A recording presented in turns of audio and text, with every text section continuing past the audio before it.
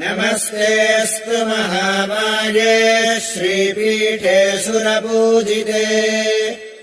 शङ्खचक्रगदाहस्ते महालक्ष्मी नमोऽस्तु ते नमस्ते गरुडारूढे डोलासुरभयङ्करी सर्वपापहरे देवी महालक्ष्मी नमोऽस्तु ते सर्वज्ञे सर्ववरदे सर्वदुष्टभयङ्करी सर्वदुःखहरे देवी महालक्ष्मी नमोऽस्तु ते सिद्धिबुद्धिप्रदे देवी भुक्तिमुक्तिप्रदायिनी मन्त्रमूर्ते सदा देवी महालक्ष्मी नमोऽस्तु ते